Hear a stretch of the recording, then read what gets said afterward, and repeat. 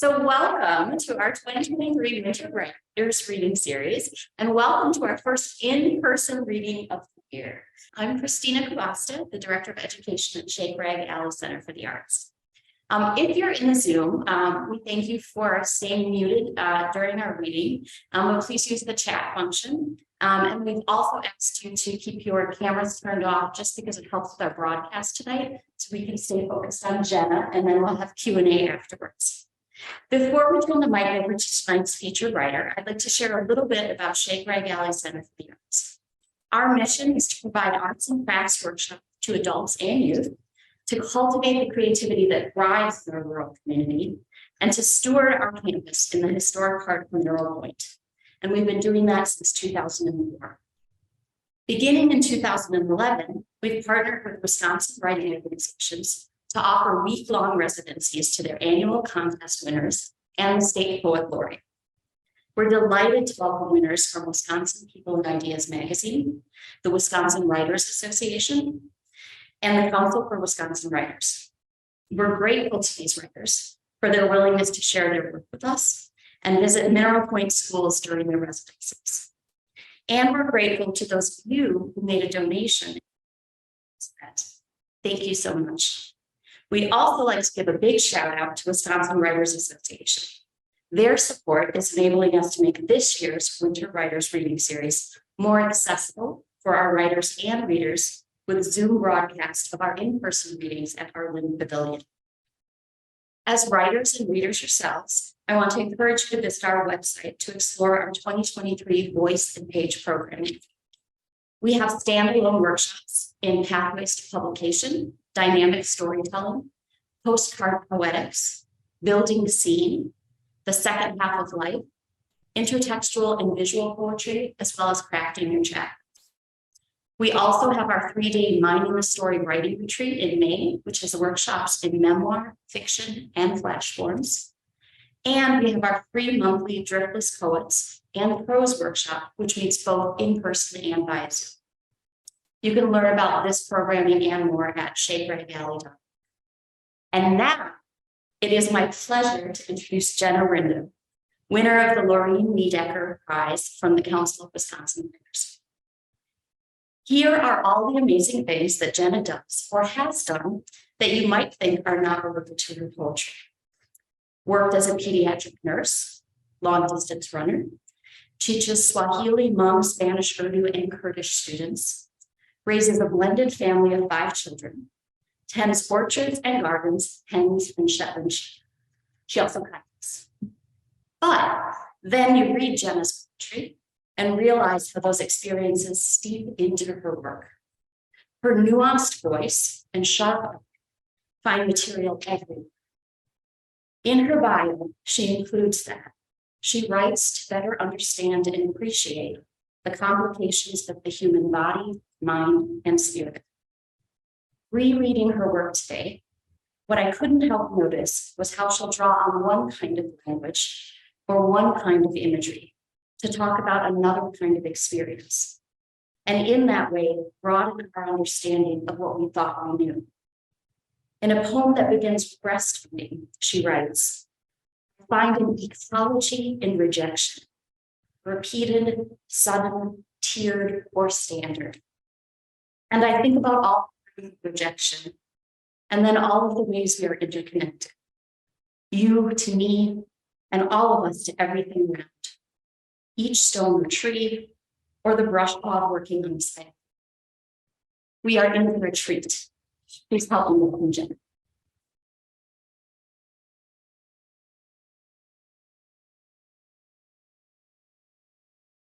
Huge thanks to the in-person people and the Zoom people, and to all the work that goes on behind the scenes from the Shake Rag Alley crew. They have been incredibly kind during my residency, and it's been a great experience. So thank you. I'm going to start with a poem that is about my maternal grandma, who is a Virginia person. I grew up in Virginia. She was born in 1895. I was lucky enough that she got to hold my firstborn child who's now 33 and has a baby of her own. So this one is called, she was a teacher in Virginia in a one-room schoolhouse, and she was old by those standards and almost like a spinster, but she did get married and immediately had to stop teaching. You could not be married and teach, which was a very strange concept to me. This is called She Rides Bareback into Babies. Abandons her school, begins their homestead. A teacher on the verge of spinster sin. Brews coffee to ease his hungover head. He throws it, scalds a pink lace scarf for her skin. He distills, farms, ignores the almanac. Cows grind her flowers to a fragrant cud. Bees dance in the honeysuckle vines. He hacks at the tangle, drawing nectar of blood. Up on Blue Mountain, a haze hems her in for 100 years. Smoke from the wood stove lingers and stains. She forgives and cures sins, rotting teeth, fever, and auras with clove. She pulls clock chains, waits for the cuckoo to sing, looks for some wildness left in wooden wings. My memory of her is at her house, which was the walls were all black from coal soot and wood smoke and that sort of thing. But they had a cuckoo clock hanging in the back room. And as a little girl, I would always try and race from wherever I was in their house to get to the cuckoo before it disappeared behind its little wooden doors. It was like a very, like a visceral thing. It was like, and now one of our granddaughters, Caroline, we have a cuckoo clock in our kitchen, and she, for a while, went through a stage where she was afraid of the cuckoo clock. So we would stop the little pendulum because she did not want that bird to come out and cuckoo at her. So it's very interesting what you remember. I did not know a lot about Lorine Niedecker. So during my residency here, I've kind of been doing some investigating about her. And she was born in 1903. So just a little bit younger than my mom. And her life is just, I was just kind of in awe of what she lived and went through. And I just have a very short poem of hers that I'm going to read now. And I think it's pretty well known. It's a tanka, so it has 5 lines, and she kind of changed the format by making her line 4 and 5 rhyme. River, marsh, droughts, and in flood, moonlight give sight of no land. There. It's beautiful.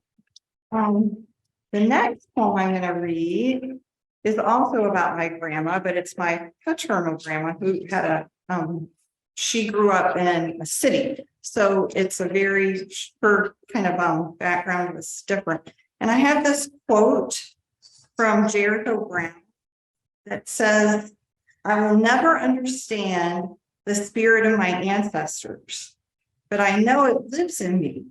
And though fear insists on itself, I intend to acknowledge the spirit as one that overcomes us. I write because my writing mind is the only chance I have of becoming a manifestation of their hope. I write because my writing mind is the only chance I have of becoming what the living dead." So I feel like, I definitely feel like I think more about my grandparents when I'm writing than I do in everyday life. So this one is called Step Over Cracks.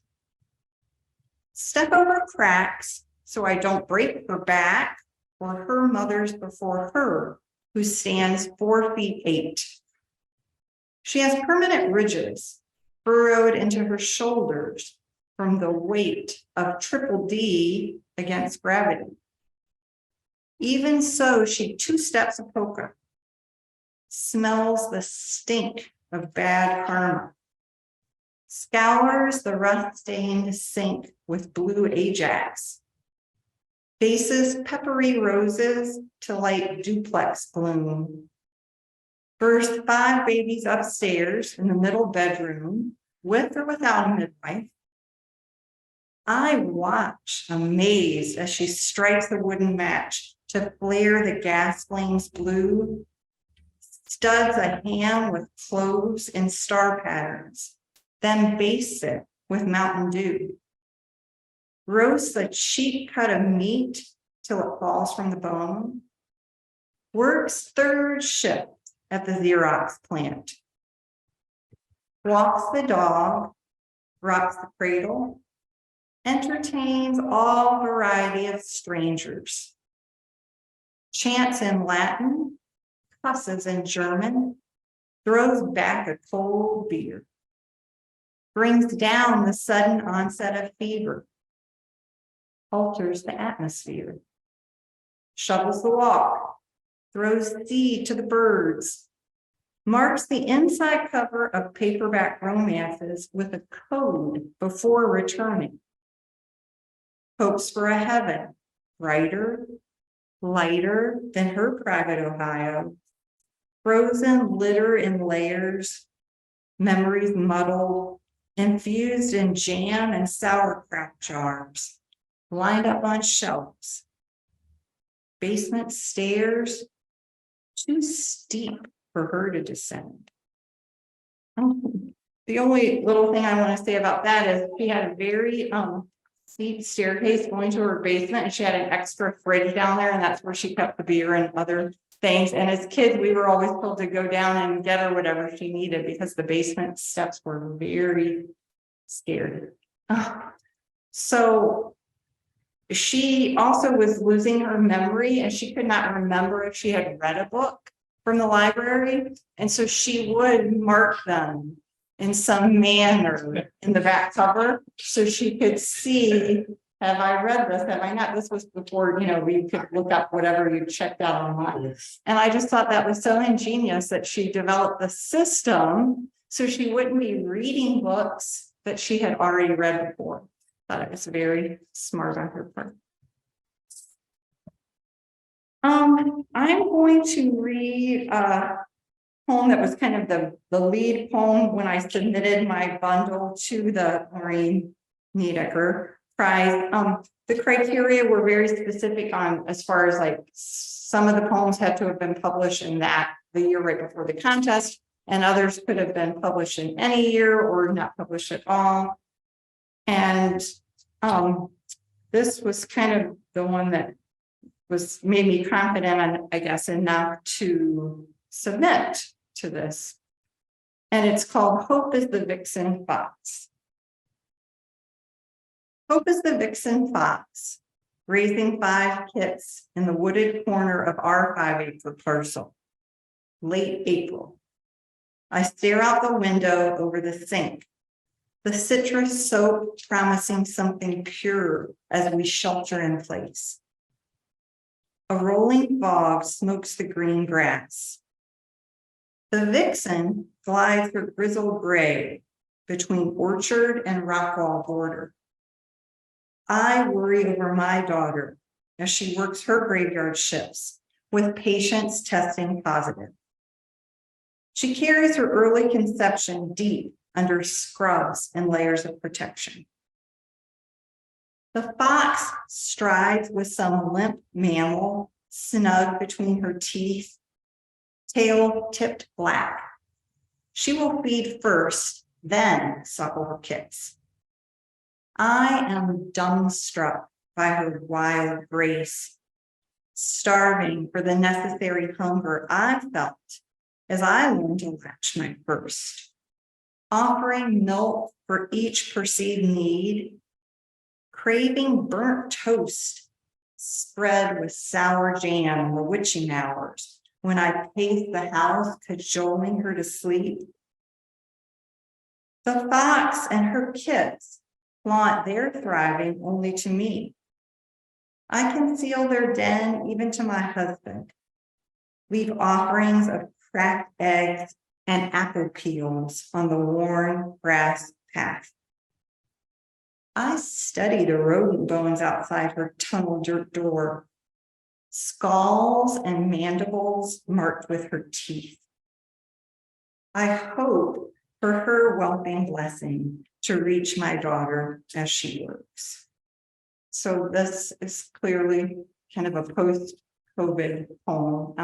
My daughter was doing her residency in Pennsylvania, and obviously all the frontline workers were working when we were all sheltering in place. It was a very scary time. And she has a healthy baby daughter who's just a few months old, named Evelyn. So the day she found out she was pregnant, she also found out she was COVID positive, even though she was, immunized and kind of boosted up and all that stuff, but all turned out to be well. This poem was written from an April exchange. The month of April is poetry month. And for several years, I have done an exchange with a Ripon professor who's retired now, Kate Sontag. And she kind of got me connected with Jan Hutchinson, who graciously makes these daily prompts, one of which is in your hands or shared via Zoom. And the prompt that kind of got me writing about this fox was the mysterious animal prompt. So the prompt is there that you can read, and Jan Hutchinson includes a wide variety of poems that connect to the prompt. Some you may love and some you don't. And it's just been I've done this for several years. I don't know how long she's done it, and she may be on Zoom. She did give me permission. If you want to be part of this, her email is included. She graciously shares her prompts. So I won't read all the poems that are in front of you from her prompt, but it was write a poem about a mysterious animal or animals. They can be real, but their presence and behavior might be mythic or imagined. Perhaps write as from a child's imagination. Leave your reader believing, but wonder. And that spring, we did have a gray fox, which are more unusual than red foxes on our land. And my husband has trail cams. And so we were able to see footage of this fox. And even though poems don't have to be true, this is true. The gray fox was on our land raising 5 kits. And it was just a very beautiful thing when we were all at home and not really able to wrap our brains around what lay ahead. And I find foxes very kind of mysterious. I like foxes. I'm claiming them as my totem animal, even though we've had foxes, we've had red foxes and gray foxes. So do we want to take a break at all? Are you guys wanting to take a break and write or your own animal poem? I wanted this to be I want you to feel like you can work on your own writing at some point, but I realize this is not a workshop, but I'm just throwing it out there. All right, I will keep reading then.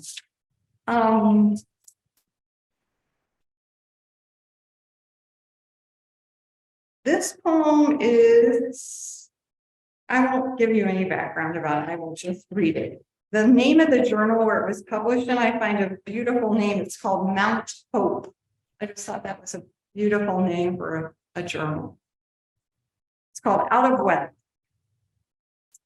I'm not the Lake Superior stone pushed to shore by full moon's pull, rocked smooth and round by maternal tears, sorrow's salt diluted fresh through streams fed by farm wells and ancient springs.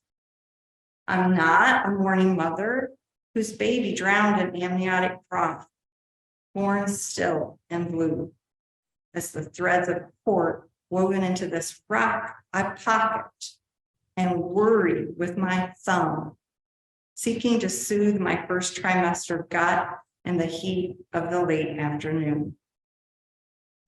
I'm not patient as I walk, slightly hunched, guarding my torso, hoping not to heave up the brew of tart cider and crackers I crave and devour. I'm not yet due. I have no themed nursery room with cradle of maple or hope chest filled with organic heirloom sleepers. My left fourth finger holds no promise ring, glinting a precious gem cut for clarity. I can't float or find our future. I'm adrift, and a deep fatigue sinks through my bones. Yet my marrow produces cells you are hungry to consume. For me, I know poetry doesn't have to be true, but I find that my poems often are true. And when I first started writing, I felt like I had to stick to every fact as accurately as I can. The longer I've been at this, the more I stem away from the truth to make the balance, the rhyme, whatever you want to sound better. But I feel like poetry and any writing in a journal, writing a letter to someone, it grows your empathy for me so much. I feel like I have to live through something, and then when I write about it, I can kind of process it. So I had an unplanned pregnancy, and I wasn't married, and I was out of wedlock. And my own background, I had a parent that was very kind of a black and white faith religion, that everything was very clear cut, good or bad or whatever. And I managed, because they lived states away, to keep that pregnancy a secret because it would be so upsetting because I was married. So that's where that poem came from. And that was probably more than you needed to know. But I will continue on. This poem is called After a Stint of Graveyard Shifts. And when I was a nurse, I always worked in a hospital. I never worked in a doctor's office, or I never did home health. And I always did hospital nursing. And I usually did third shift, graveyard shift. You got paid a bit more, but it was when you were low on the totem pole, you took whatever shift was offered. And graveyard shift, I have such huge respect for all healthcare workers, but working nights, some people love it and they can thrive on it and they can adjust their biorhythms and they just live the life. I could not. I always just felt sick. I just felt kind of nauseous. Like I wake up and am I hungry? Am I getting breakfast? Am I going to eat supper? Am I at work in the middle of the night? It was just the whole sleeping thing. I found it all very puzzling. So this poem was published in American Journal of Nursing. A lot of healthcare programs, med schools, and other things are trying to embrace the whole thing of teaching their students to have an appreciation for writing and art, and to look at a person as the whole thing and not just as a person who needs a knee replacement, or a person that's in stage 3 pancreatic cancer. So there are lots of journals out there that kind of focus on the health thing. And so American Journal of Nursing is one that everything in there is, research, scientific, but they will do a poem for every issue. They have a catchy little name for it. The Art of Nursing, I think, is the little column or something. And they will let anybody submit. You don't have to have any kind of a healthcare background. Your poem has to have some connection to health, but you don't have to be a former doctor or a nurse or any of that. But I just find I think it's a wonderful thing that there's journals out there focused on people that are in healthcare, because it's a very science, math forward, and I feel like art, right, opens up our perspective and is can teach you so much. Music, fine art, writing.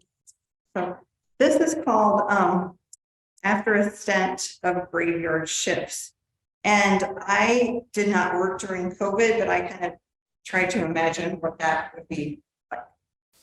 After a stint of graveyard shifts, she empties the deep pockets of her slate blue scrubs, plastic needle caps, squares of sterile gauze, paper scraps scribbled with calculations, cell phone numbers for significant others denied their bedside vigil.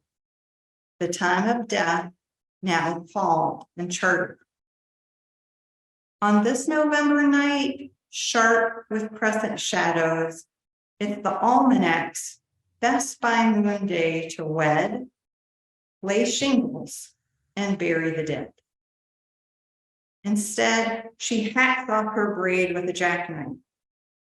She hauls it all to the brush pile, the stump of the ash tree, soft with the path of emerald ash borers. She drenches dead limbs with gasoline.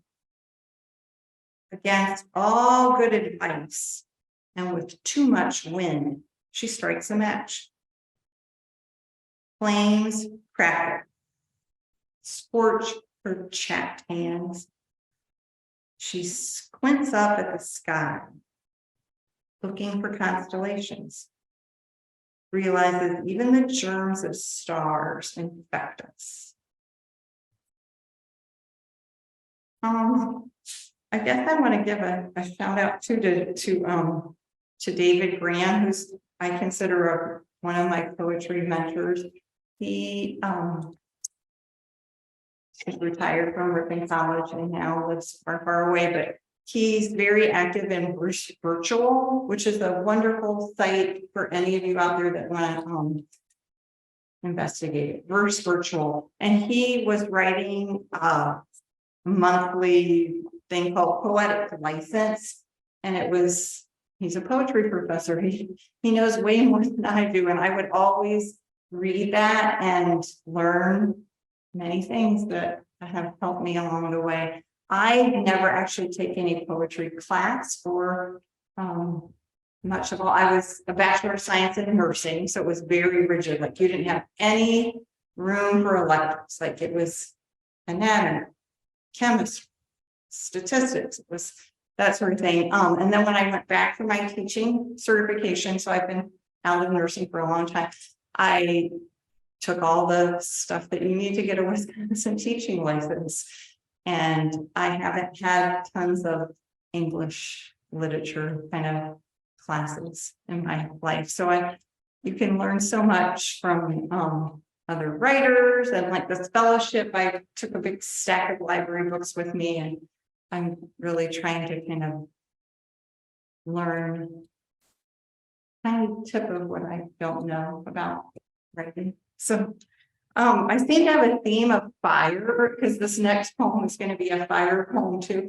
I love to throw things in fires. I'm not a pyromaniac. I don't start fires, but I can spend hours.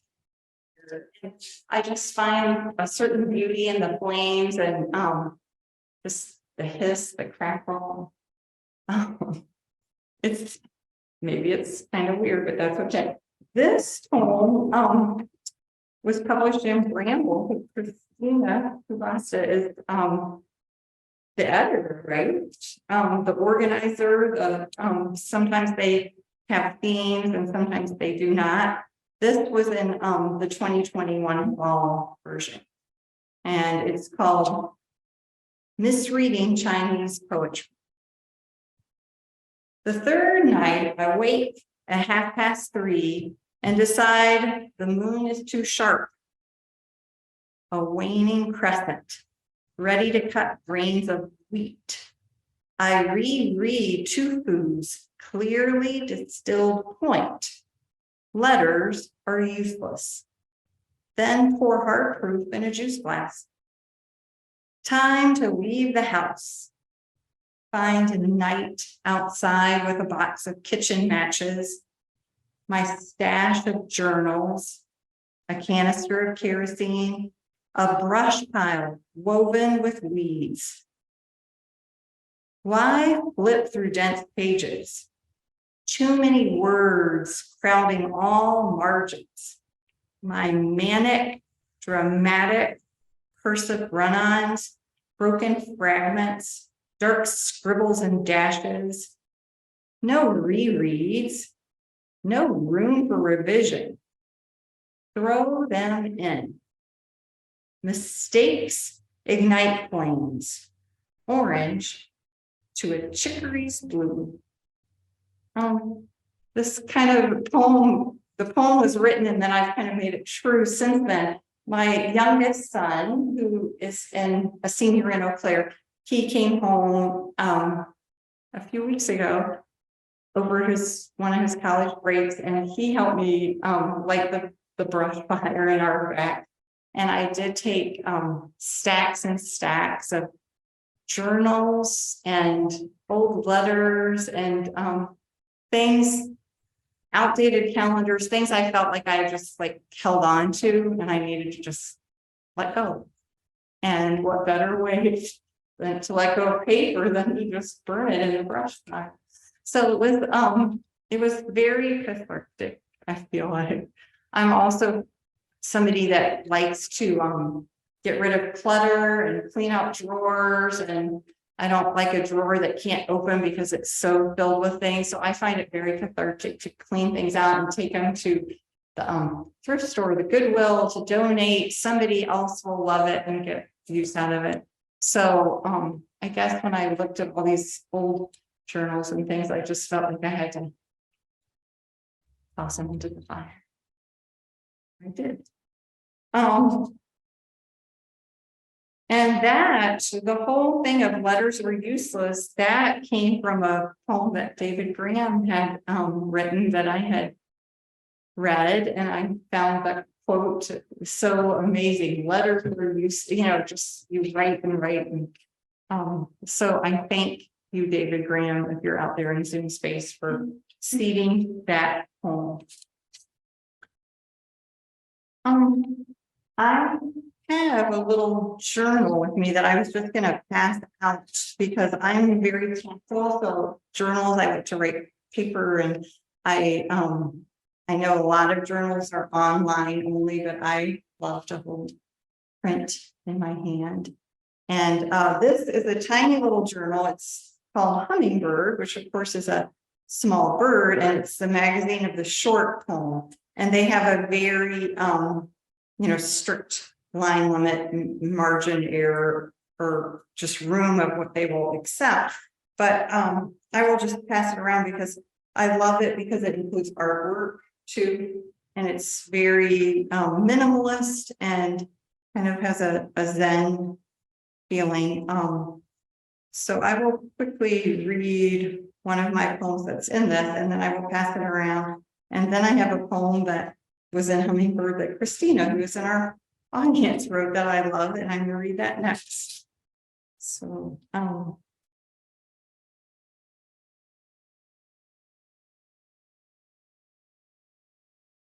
this is called Heirloom Variety. My husband is famous for planting heirloom apple trees. We have an orchard, and there's so much to learn about heirloom seeds, and even the names of all the old tomatoes, like Cherokee purple. It's also poetic sounding something. So this is a very short little poem called Heirloom Variety. Named for genetic strains, seeds tightly encased, not yet soaked or scored, deep within winter.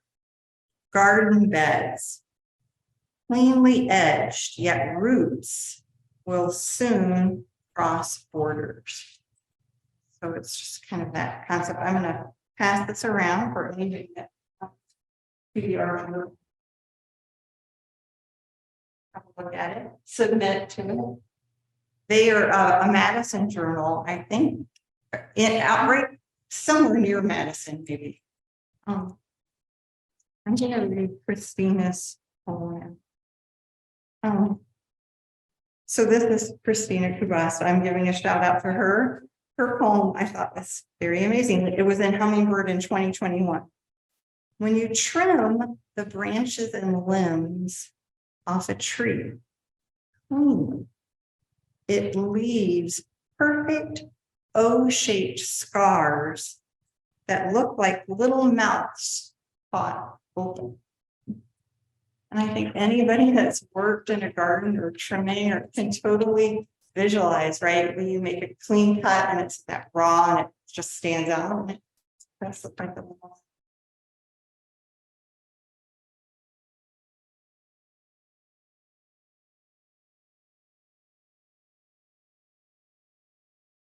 Yes, I might be running short of things to read. I will do another shout out to a journal. This is for any artists that are out there. This is called Art as Poetry, and then it's Poetry as Art. So this is a very cool concept for any of you that do art in addition to writing. What you do is it's in Manitowoc. Artists submit art, and it can be painting or sculpture or embroidery, any kind of art. And then the writers look through and pick like 5 pieces that they really enjoy or that intrigue them. So then you are assigned an artwork to then write a new poem to. So you look at the art and where does that take you? It's phrastic writing. So you're inspired by the art, you write a poem, and in turn, the artists who have submitted their art choose a poem that the poets have submitted, and they create a new piece of art. So last year, this was in Manitowoc, the poem I submitted was Hope is the Vixen Fox, which I've read. And the artist that picked that poem did embroidery, and I will pass the journal around so you can take a look at it. So her embroidery was like a placenta, and you could see like where the baby's, like the umbilical artery would come in, but it was all with beads and sewn together. It was very, I would never have thought to go in that direction. So it was really cool. This year, my youngest son, Noah, submitted art, and so his art will be in it. And I also submitted a poem. We won't pick each other's, of course, because that seems like cheating or something. So, so at the display, then you have the 20, say, poems that were submitted, the 20 pieces of art, and then next to the art is the new poem I wrote, or that the other poets wrote, and then next to the poems is some sort of art, a painting, a photograph, a piece of embroidery,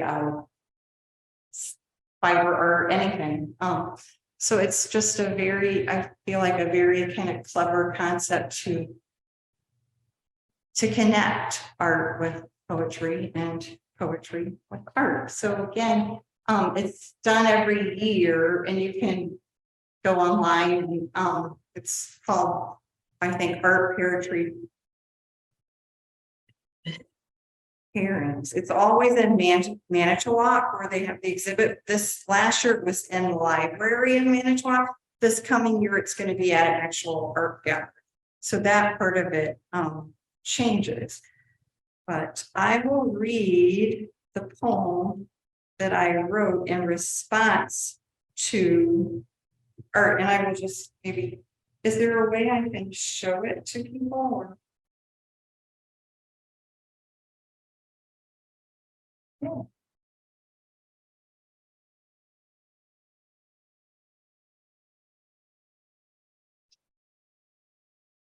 So this poem is called Undocumented Flight. To me, those look like birds, but I really don't know that for a fact, and I have not met the artist. After a long bout of insomnia, the artist craves a dream memory, one with a narrative and color screens. Her head is heavy with dense material. Her blank canvas waits for celestial release. Her brushes stand tall and clean. All winter, she waits for birds to return. She needs to search for their cobalt wings against spring's green cover.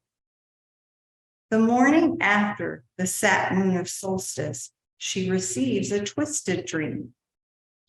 She mixes the sky's blue tint with its texture of vapor. The beaks of her creatures feed kisses of oxygen, rich air to each other. Their hollow sternum and curved rib lashes lift their undocumented flight to an altitude beyond miles. Dense leg bones lower and center their specific gravity. She feeds their high metabolism with the nectar of foxglove. Their tiny porous skulls contain brains tangled with spider silk and greenhouse gases. Wishes wait to be granted. Feathers float toward hope, the edge of her canvas. I think insomnia, anybody who struggles with it, is one of those things that can really lay you low. And so to be able to dream, to get into a dream state of sleep is like a huge blessing when you haven't had good sleep in a while. So the whole concept of dreaming is not something to be taken lightly for an insomniac who struggles with that. I'm sure there are others out there who do. I don't really have it anymore. We can Just Q&A. Yes, Q&A would be wonderful. Who has a question out there? Where do you write? Do you have a certain table that you always look at? I actually love to write at my kitchen table, and there's a big window. I like to be near a window. I love to just like look outside, and I have that cuckoo clock in my kitchen, and I will get the pendulum going. It's just kind of a background. I find it somewhat calming, and maybe because it reminds me of that grandma from who's now long passed away. But I like to do any kind of my first draft with a pen. Yes, I'll put it into Google and I'll keyboard it, but I prefer to write on actual paper for first drafts. I feel like I'm sure it's just my habit. I feel like it's very tangible. I hold the pen really hard. I write really messy, and but that's where I like to write a first draft, and then I'll make tons of revisions and stages, and that's usually on a keyboard. But I also like to write outside. I just feel like, just like when it's not winter, I like to take my notebooks and tablets and things outside and write. Part of nature or something. I feel like it's, I don't know, I can think better or something. We've got a couple questions in the chat. Okay. So Adriana asks, how long have you been writing poetry, and what sparked you to start submitting your poems for publication? Okay, that is a wonderful question. I've probably been writing poetry for about 23 years. That's the age of my youngest son. And actually, one of the professors I had at UWO when I was working on my teaching certification, so she was my language arts method teacher, Dr. Erdman, Jean Erdman. She had written on one of my reflections, like you had to read, some article about teaching or something, and then you had to write your reflection or whatever. And I wrote my reflection, I'm sure it was typed, and she wrote on this is publishable. And I was just kind of like, what is she talking about? Because until you even get into that whole world of submitting things or whatever. So I was shout out to her. I haven't seen her in years and years, but to just have someone kind of tell me that was like, oh, maybe I will try. It's the whole, as David Graham calls it, POBIZ, is very, to me, I used to be very kind of hurt and devastated when the rejections came. And of course, it's so many rejections. Just, I mean, it's, you get rejected, I find just a ton, and you have to kind of develop a strategy or some way to just, you're rejected. I mean, you just, move on, whatever. But so to me, it's always a risk. I feel like whenever, and maybe that's why I run my journals recently, when you write something down, it's like proof, right, of what was a very hidden in your brain kind of thing, and you're revealing it, you're writing it. And no, it may not be true, or you can write fiction, or you can write fantasy, you can do whatever you want, but it's so visible then. And when you have it on paper, it's like out there forever. And publishing too, you have to kind of release it, and people will read it and understand it, or they will read it and think it's bogus, and they'll hate it, and they'll won't look at it again. And that's, I mean, you're just right. We all, art is so subjective, and it's whatever it is, you have to just, but you're willing when something is published, right, it's out there and people can find it and read it, and you have to be okay with that. So, which is usually a great thing when you have, obviously you're all here in support of the arts, and thank you very much, but it can be, I find, very demoralizing. My husband, who's also a writer, he writes fiction and short stories, and he's never seemed to be laid low by rejections. It's just like kind of like a matter of course or whatever.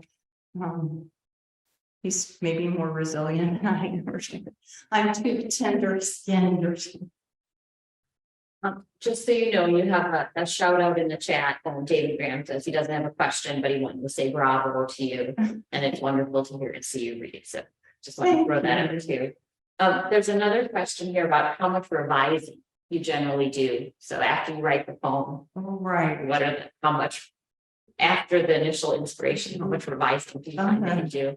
And that is something, again, the longer I into this writing, I feel like I revise much more than I once did. I feel like sometimes versions will be just totally changed and go through a lot. And to me, I feel like in my mind, when I revise something, I think of it as tightening something. So I want to get rid of all the extraneous words and phrases, and I feel like it stands tall, or it has more muscles or something, and you can really tighten something and lose all the fluff or whatever. When I wrote Hope is the Vixen Fox, that went through so many revisions. The first title I gave that poem was called Whelping Season. When a fox has a puppy, it's whelping, or I think with dogs too, is that the same term? So I called it Whelping Season, and then I changed the title to Whelping Blessing. And then I changed the title to Hope is the Vixen Fox, because there was a call put out around COVID, where every piece of writing started with hope is. Of course, there's the famous Emily Dickinson, hope is the thing better. So that poem did not get in there, but it gave me the idea to title it with Hope is Vixen Fox. So the title changed, the content changed.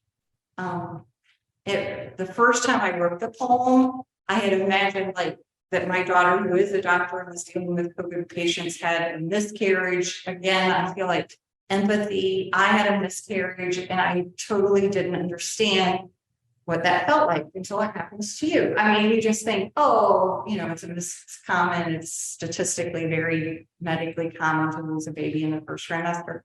But to me, it was, I didn't understand until it happened to me. And then of course, my heart goes out to anybody that's had a miscarriage because it lived the life. And then so in the poem, I felt somewhat superstitious because of course I didn't want that to happen to my daughter. I wouldn't wish it on anyone to miscarry a baby. So I took that out of the poem. It's not in there anymore. And if I looked back on the history of that poem, it's just maybe a few little phrases are recognizable. So it really got changed. I feel like I'm much braver about starting with something and then totally revising it. I think that hopefully it makes the writing better when you're willing to just change it dramatically. We've got some more great questions in the chat, but did you all have other questions you wanted to ask? I don't want to skip over people in the room too. I'm curious, Melanie, you mentioned that your husband's a writer. Is he your first reader or do you share? No, and in fact, I'm very, maybe that's why I was reading the journals too. I think because he's a writer and I don't share anything with him until it's published. And we kind of work this out. And I feel like I would be, again, it's that thin skin of sensitivity. If he didn't react, you know, with enthusiasm, or if he just said, oh, yeah, it's nice, or could use work or whatever, I would take it way too personally. And so to me, it's only safe to share something with them when an editor who I've never laid eyes on has said, I'm publishing this, then I will say, look, I got this from the mail. And then it's feels safer. But I know there are probably other couples where both write or both do art or something that are much more, you know, like helpful with each other. You know, that's our field.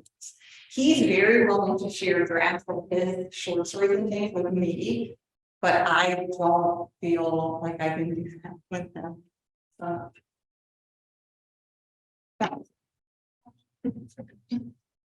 Claire asks, what is a dream you have for your writing?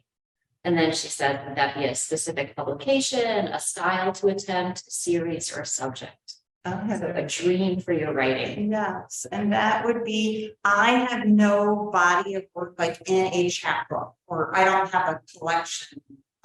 So that would be like my next thing if I would have enough work that would work cohesively together to get a chapbook out there. And I have entered a few contests sporadically, and Christine is hopefully going to help me just like try and look at ways of arranging poems into like something cohesive. When my daughter Della had her baby in September, before she went into labor, I gave her a little bound book. I just took it to the rip and, you know, it's self-published, but I included maybe 10 or 12 poems that all had some connection to giving birth. So it's painful. You don't know until you go through it. Right? So it's just like I was trying to fortify her, and I found photographs of like the grandmother at the cuckoo clock and that held her as a baby, but of course Della doesn't remember meeting her. And so I had pictures put in with the poems, and I kind of gave it to her as a way to shore her up into. But yeah, so to get a body of work, I feel like would be very huge for me. My other thing is I have a journal that has rejected me literally hundreds of times, and it's an online journal. It's Rattle. Every month they do an ekphrastic image. So they on their website, anybody can do this. They'll have a poem, or they'll have a painting or a photograph, art. And you write a poem in response to that art. And they usually per month, according to the editor, Timothy Green, get 400 or 500 poems submitted to that painting. And I'm very enthusiastic about it. You don't have to, a lot of journals charge submission fees, reading fees. This one doesn't. You submit, you can submit more than one poem. And I know the rejection letter by heart. Thank you for submitting. We hope you enjoy this process. And so if I ever get an acceptance, I will just be on the cloud. We've got a really interesting question from Adriana. She says, do you think you're more of an ideal poet or an image poet? That is a oh, I'm sorry. That is a great question. I would say image. Great question. Thank you all for coming for our first in-person reading. Thank you to everyone in Zoom land for joining us. We record these, so they are archived as well. So if you're not able to make a reading or you're not able to join us for Zoom, we'll have the Winter Writers Reading Series posted on the Shake Rag Alley events page. And we hope you can join us next week. I believe you'll see it popping across the Zoom page as well. So thank you all.